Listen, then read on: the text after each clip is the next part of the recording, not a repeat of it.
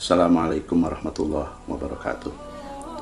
Sahabat Anas bin Malik menuturkan, satu ketika ada seseorang mendatangi baginda Nabi Shallallahu Alaihi Wasallam dengan ontanya. Orang itu lantas bertanya kepada baginda Nabi, "Akiluha wa atawakkalu am atrukuha wa atawakkalu?"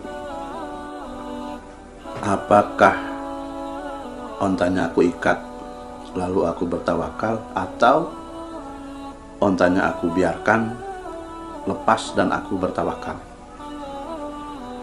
Atas pertanyaan itu baginda Nabi Shallallahu Alaihi Wasallam menjawab, "Ikilha wa tawakal." Ikat ontanya lalu Anda bertawakal.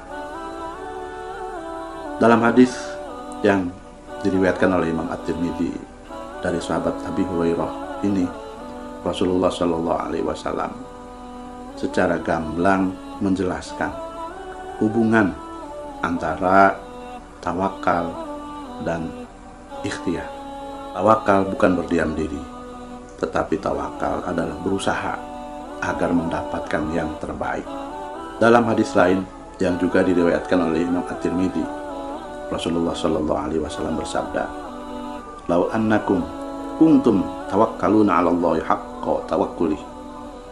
Jika saja kalian bertawakal kepada Allah dengan sebenar-benarnya tawakal, la ruziktum kama yurzaqut thair, niscaya kalian akan diberi rizki seperti diberi rizkinya burung. Tagdu khimason wa taruhu bitonan. Burung pagi-pagi keluar dengan keadaan lapar dan kembali dalam keadaan kenyang. Sepintas hadis ini menggambarkan bahwa tawakal adalah kepasrahan total terhadap keadaan. Tetapi jika kita telah lebih jauh dari kehidupan burung, maka tentu kita dapati halnya tidak demikian. Burung untuk mendapatkan makan harus terbang dari satu pohon ke pohon lain, dari pohon ke tanah, dari tanah ke pohon. Bahkan burung berpanas-panasan, bahkan burung bersabung nyawa untuk mendapatkan makan. Untuk bisa kenyang, burung tidak berdiam diri di sarang, melainkan harus terbang ke sana kemari untuk bisa mendapatkan kenyang. Ini menunjukkan bahwa tawakal bukan berarti berdiam diri. Saudaraku, benang merah dari kedua hadis di atas adalah bertawakal bukan berpangku diri menunggu datangnya qadarullah. Bertawakal adalah berusaha dengan memperhatikan sebab-sebab agar apa yang diinginkannya tercapai. Jika kita telaah sirah nabawiyah, maka kita dapati para nabi dalam menjalankan amanah Allah menyampaikan risalah tidak meninggalkan sebab-sebab untuk itu. Contohnya Nabi Nuh alaihissalam, saat Allah akan turunkan adab kepada kaumnya, Allah perintahkan Nabi Nuh untuk membuat perahu, dan titah Allah itu dilaksanakan. Meskipun karena itu Nabi Nuh banyak mendapat celaan.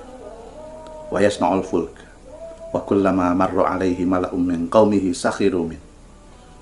Surah Hud ayat 38. Contoh lainnya Nabi Musa alaihi salam, agar selamat dari pembunuhan yang dilakukan oleh Fir'aun, Allah perintahkan ibunda Nabi Musa untuk menghanyutkan Nabi Musa ke sungai Nil.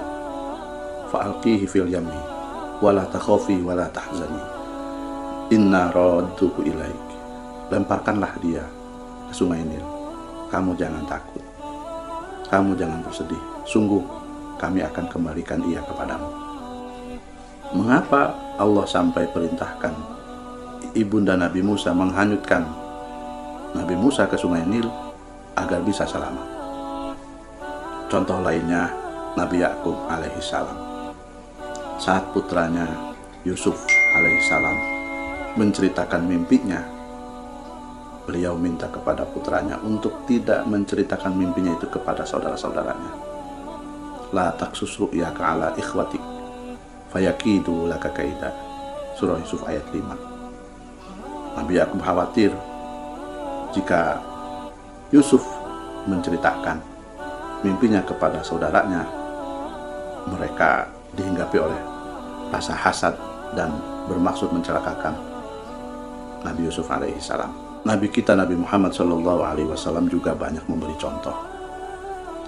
Misalnya, untuk kesuksesan beliau menyampaikan risalah, beliau 3 kali merencanakan hijrah.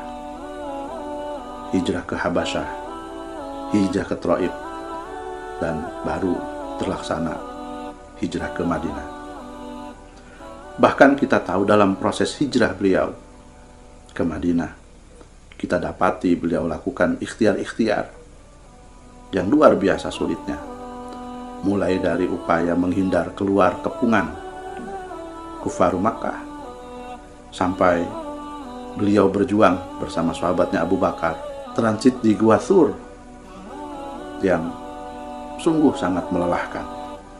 Padahal jika Allah menghendaki, bisa saja proses hijrahnya Rasulullah SAW dari Mekah ke Madinah semudah perjalanan Isra dan Mi'raj yang dialami oleh beliau. Dari pemaparan singkat di atas, jelas bahwa tawakal sekali lagi bukan berpangku tangan, berserah menunggu datangnya nasib, tetapi bertawakal adalah berikhtiar semaksimal mungkin menggapai apa yang diangankan dan dicita-citakan, mencari hal yang terbaik dari takdir Allah Subhanahu wa ta'ala.